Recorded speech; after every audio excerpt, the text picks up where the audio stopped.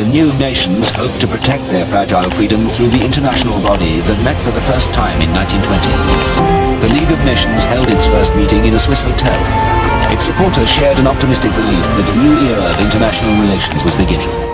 दोस्तों स्वागत है हमारे चैनल में। आज हम लोग शुरू करेंगे लीग ऑफ नेशन के बारे में। आज हम लोग जानेंगे लीग ऑफ नेशन क्या था। देखिए, आप लोग दिन और रात यूनाइटेड नेशन के बारे में जानते ही है, और यूनाइटेड नेशन के बारे में कोई भी दिन ऐसा नहीं है यूनाइटेड नेशन से रिलेटेड कोई भी न्यूज ना आया हो। बहुत सारा रिपोर्ट दिन रात हम लोग देखते हैं। यूनाइटेड नेशन ने ये रिपोर्ट पेश किया, यूनाइटेड नेशन का ईस्ट विंग ने ये रिपोर्ट पेश किया, यूनाइटेड नेशन का ईस्ट विंग यानी कि इंटरनेशनल कोर्ट ऑफ जस्टिस ने आज इसे सजा सुनाया। तो हम लोग दिन रात ये सब सुनते रहते। लेकिन क्या आप जानते हैं कि यूनाइटेड नेशन से पहले भी एक ऑर्गेनाइजेशन था जो बना था पूरा दुनिया में वार रोकने के लिए, पूरा दुनिया में एक पीस कायम करने के लिए, तो जिसे यूनाइटेड नेशन का प्रीकसर भी कहा जाता है। यानी कि यूनाइटेड नेशन से पहले एक ऑर्गेनाइजेशन था जिसका काम था दुनिया में अमन शांति कायम करना। यूनाइटेड नेशन आज जो सक्सेसफुल ऑर्गेनाइजेशन है, कुछ हद तक आप बोल सकते हैं यूनाइटेड नेशन सक्सेसफुल ऑर्गेनाइजेशन है अगर लीग ऑफ नेशन से कंपेयर करे। कुछ लोगों का मानना है कि यूनाइटेड नेशन एक सक्सेसफुल नई ऑर्गेनाइजेशन है, क्योंकि आज भी बहुत ऐसा जगह है जहाँ पर यूनाइटेड नेशन तो बन गया, लेकिन यूनाइटेड नेशन का कोई भी लॉ फॉलो नहीं होता है। जो पावरफुल कंट्री है वो अपना हिसाब से ही काम करता है, यूनाइटेड नेशन का कोई बात नहीं मानता, तो वो तो अलग मैटर है। लेकिन आज एक वर्ल्ड वॉर 1 और 2 जैसा बड़ा इवेंट भी तक नहीं हुआ, तो इसका कुछ श्रेय अगर हम लोग देंगे तो यूनाइटेड नेशन का सक्सेस को देंगे, जिसकी वजह से आज वर्ल्ड वॉर 1 और 2 जैसा वर्ल्ड वॉर 3 नहीं हुआ। इसका मेन और कारण है यूनाइटेड नेशन का मौजूदगी। यूनाइटेड नेशन से भी पहले एक ऑर्गेनाइजेशन वो बना था, इसका नाम था league of nation. League of nation बनने का कारण था कि वर्ल्ड वॉर 1 में जब करोड़ों लोगों का मौत हुआ, करोड़ों लोगों ने अपना घर बार छोड़ दिया, पूरा यूरोप में तबाही मच गया था, लोगों के पास खाने को खाना नहीं था, पहने को कपड़ा नहीं था, तो फिर यूरोप का जो लोग था उन लोगों को जरूरत था कि कोई ऐसा ऑर्गेनाइजेशन हो जो अमन शांति कायम करे, और जिसका बात मतलब कि बड़ा भाई घर का गार्जियन का तरीके काम करे, कोई भी आपस में लड़ाई ना करे। देखिए, वर्ल्ड वॉर 1 होने का कारण क्या था, क्योंकि हर कोई यूरोप में मिलिट्री पावर को मजबूत कर रहा था, नेशनलिज्म बढ़ चुका था, और सब किसी को एक समझ लीजिए कि अपना रेस को और अपना नेशनलिज्म इतना बढ़ चुका था कि उन लोगों का मानना था कि जर्मन नेशनलिज्म अगर है तो मान पूरा यूरोप को जर्मन बनाना था, फ्रेंच नेशनलिज्म तो पूरा यूरोप को फ्रांस बनाना है। तो यही नेशनलिज्म का चलते क्या हुआ,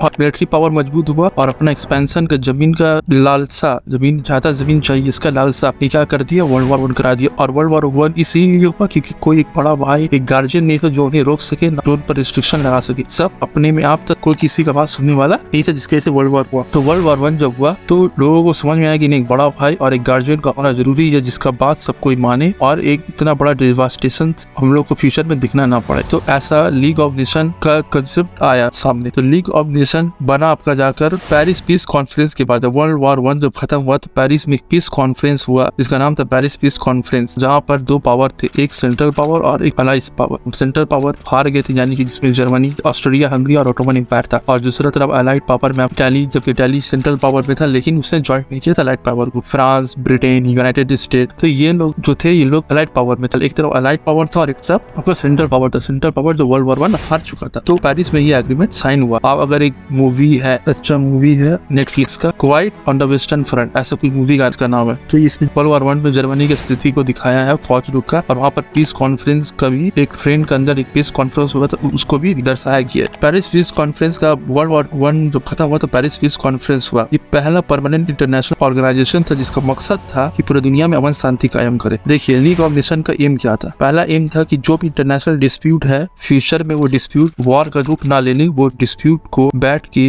बातचीत से सॉल्व किया जाए। ठीक है, जो भी इंटरनेशनल डिस्प्यूट है, चाहे बॉर्डर डिस्प्यूट हो या आई थिंक डिस्प्यूट हो, कुछ भी, फिर इंटरनेशनल पीस मेंटेन रहे। मेन इंपॉर्टेंट गोल क्या था कि पूरा दुनिया में अमन शांति कायम रहे, और सिक्योरिटी, हर एक कंट्री का सिक्योरिटी पर कोई भी हमला ना हो, यानी कि कोई भी कंट्री के ऊपर कमजोर है तो दूसरा ताकतवर उस पर अटैक करके उस कंट्री को एक्वायर ना कर ले। तो ये भी दूसरा मकसद था। तीसरा मकसद था कि international cooperation, socio economic development पूरी दुनिया का, ये तीसरा मकसद था। लेकिन ये मकसद कामयाब हुआ नहीं हुआ। तो लीग ऑफ नेशन किसका आइडिया था? सबसे पहले की सवाल उठता है कि लीग ऑफ नेशन एक इंटरनेशनल ऑर्गेनाइजेशन नहीं था, ना ही एक ट्रूली रिप्रेजेंटेटिव ऑर्गेनाइजेशन था, यानी कि कुछ कंट्री का ही इसमें ज्यादा बोलबाला था, ज्यादातर कंट्री इसमें एक्सक्लूडेड थे। ज्यादातर मतलब कि मोस्ट ऑफ द 90% कंट्रीज में एक्सक्लूडेड ही थे, 90 या 90% से ज्यादा। तो सबसे पहला कि लीग ऑफ नेशन का जो मेंबरशिप था बहुत लिमिटेड था, इसमें फंड का कमी था, हर काम करने के लिए फंड का जरूरत होता था। लीग ऑफ नेशन के पास फंड का कमी था क्योंकि मेंबर का कमी था। फिर जो 3 मेन पावर थे जैसे यूएसए, यूएसएसआर और फिर जर्मनी, जब लीग ऑफ नेशन 1920 बना, तब 1920 में जब ये लीग ऑफ नेशन बना था तो यूएसए, यूएसएसआर और जर्मनी उस वक्त इसके मेंबर नहीं थे। यूएसआर तो फिर 1934 में बना, मेंबर बना, जर्मनी भी बना, लेकिन यूनाइटेड स्टेट जिसने ये आइडिया दिया था लीग ऑफ नेशन का, वो तो कभी भी इसे ज्वाइन नहीं किया। क्यों नहीं किया वो भी हम लोग जानेंगे। तो ये ऑर्गेनाइजेशन सिर्फ और सिर्फ किसका रह कर रह गया, फ्रांस, ब्रिटेन और इटाली और जापान, ठीक है, ये 4 परमानेंट मेंबर थे। इन्हीं लोग का ऑर्गेनाइजेशन बनकर रह गया ये लीग ऑफ नेशन। तो ये वर्ल्ड वाइड बॉडी कभी भी नहीं बन पाया। जर्मनी एडमिट हुआ इसमें 1926 में, जबकि यूएसएसआर ने इसका मेंबरशिप किया 1934 में। और यूएसए कभी भी लीग ऑफ नेशन को ना ही ज्वाइन किया ना ही रेक्टिफाई किया। जब वर्ल्ड वॉर 1 खत्म हो गया था तो यूएस के पब्लिक ने क्या किया, वुडरू विल्सन का जो 14 पॉइंट्स था, तो जो लीग ऑफ नेशन था ये किसका आइडिया पर बेस्ड था, वुडरू विल्सन यूनाइटेड स्टेट का 28 प्रेसिडेंट थे जो डेमोक्रेटिक पार्टी से बिलोंग करते थे। उन्होंने ही कंसेप्ट दिया था कि 14 पॉइंट को वुडरू 14 पॉइंट भी कहा जाता है। वही पॉइंट का बेस पे लीग ऑफ नेशन बना था। लेकिन जो यूनाइटेड स्टेट ने 14 पॉइंट दिया था वही यूनाइटेड स्टेट का लोगों ने इसे रिजेक्ट कर दिया। हुआ था कुछ ऐसा कि यूनाइटेड स्टेट नहीं चाहता था कि यूरोप का लड़ाई में, फ्यूचर में यूरोप में कोई भी कंफ्लिक्ट हो, हम लोग उसमें इन्वॉल्व हुए और हमारा पीस और सिक्योरिटी पे अटैक हो, हम लोग पे कोई भी आफत आए। तो यूनाइटेड स्टेट के लोग नहीं चाहते थे। तो और डेमोक्रेटिक पार्टी का प्रेसिडेंट है आपका जाकर वुडरू विल्सन। और यूनाइटेड स्टेट में एक नियम ये था कि प्रेसिडेंट कोई भी कानून अपना मर्जी से किसी भी इंटरनेशनल ऑर्गेनाइजेशन का मेंबर नहीं बन जाता है, उसे सेनेट से क्या करनी पड़ता है, पास करवानी पड़ता है वो रेजोल्यूशन को। तो सेनेट ने क्या किया, ये रेजोल्यूशन को कभी भी पास नहीं किया कि हम लोग को लीग ऑफ नेशन का मेंबर बनना है। और लोगों ने भी रिजेक्ट कर दिया। और यूनाइटेड स्टेट का लोगों का और सेनेट का यही मानना था कि हम लोग को इससे दूरी रहना है। तो कभी भी यूनाइटेड स्टेट इसका मेंबर नहीं बन सका। क्यों? क्योंकि सेनेट ने इसे रिजेक्ट कर दिया। जो आपका जाकर सेनेट में थे उनका मानना था कि ये वर्ल्ड गवर्नमेंट जो है ये यूनाइटेड स्टेट का नेशनल सोवरेनिटी और फ्रीडम को क्या करता है, थ्रेटन करता है। तो कभी फ्यूचर में कोई भी अगर मिलिट्री कॉन्फ्लिक्ट होता है इसमें यूरोप ही इन्वॉल्व होगा, फालतू में यूनाइटेड स्टेट कूद के और यूनाइटेड स्टेट का नुकसान होगा। फिर 1933 में जापान ने भी क्या कर दिया, जो मेंबर था लीग ऑफ नेशन उसने भी क्विट कर दिया, मतलब छोड़ दिया। फिर उसके बाद हिटलर ने भी लीग ऑफ नेशन को छोड़ दिया। फिर वर्ल्ड वॉर 2 से पहले ये लीग ऑफ नेशन पूरा ही तरीके से खत्म हो चुका था। लेकिन ऐसा नहीं है कोई भी आप पैदा करी लीग ऑफ नेशन के बारे में सिर्फ और सिर्फ ज्यादातर नेगेटिव बात बताया, लेकिन कुछ उसका सक्सेस भी आज हम लोग पढ़ लेते हैं। सबसे पहला इंटरनेशनल लेबर ऑर्गेनाइजेशन जो आज हम लोग दिखते हैं ये लीग ऑफ नेशन ही का थ्रू बना था। देखिए इंटरनेशनल लेबर ऑर्गेनाइजेशन जो आज सक्सेसफुल है ये इसका श्रेय आपका जाकर लीग ऑफ नेशन को जाता है। तो जो गोल था इंटरनेशनल लेबर ऑर्गेनाइजेशन का कि मिनिमम वेज को फिक्स करना, मैक्सिमम वर्किंग डेज को फिक्स करना, ये सब कराने में लीग ऑफ नेशन कामयाब रहा था। फिर वर्ल्ड वाइड अनएम्प्लॉयमेंट बेनिफिट पहुंचाना, ओल्ड एज पेंशन पहुंचाना, ये सब चीज जो था ये सब चीज में लीग ऑफ नेशन सक्सेसफुल रहा था। फिर रेफ्यूजी ऑर्गेनाइजेशन ये भी बनाने कामयाब हुआ था। इसने जो प्रिजनर ऑफ वार रशिया में थे उन्हें क्या कर दिया था,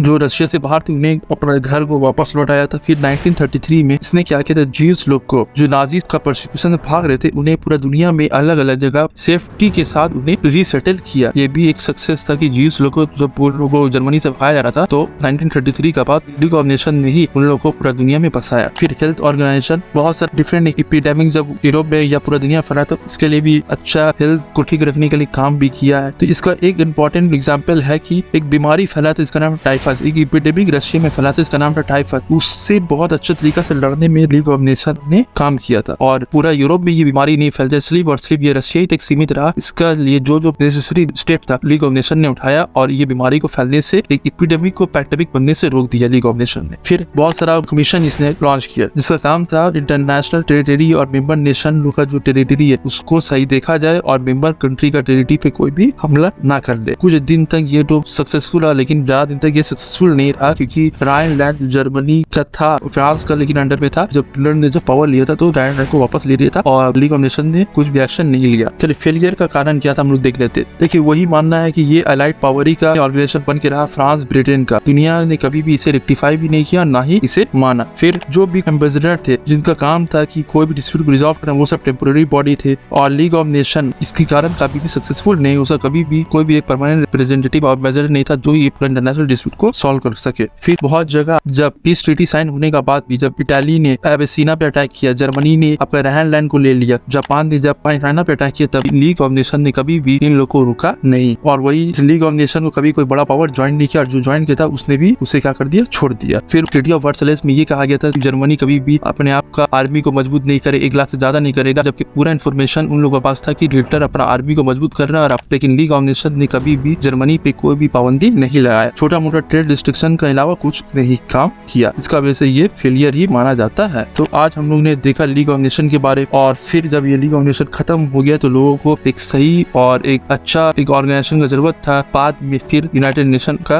स्थापना और गठन हुआ, और एक जो गलती लीग ऑफ नेशन को बनाने में हुआ था और लीग ऑफ नेशन का जो फॉल्ट है उसे दोबारा ना हो और वर्ल्ड वॉर 3 जैसा इवेंट ना हो, जिसके लिए क्या किया गया, एक ऐसा मजबूत ऑर्गेनाइजेशन बनाया गया और जो खामियां लीग ऑफ नेशन में था उसे दूर किया गया यूनाइटेड नेशन ऑर्गेनाइजेशन जब बना तब। तो नेक्स्ट डे हम लोग जाने की यूनाइटेड नेशन के बारे में। तो थैंक्स फॉर वॉचिंग फ्रेंड्स, जुड़े रहिए हमारे चैनल के साथ, और भी बहुत सारे इंटरेस्टिंग फैक्ट्स और भी आने वाले।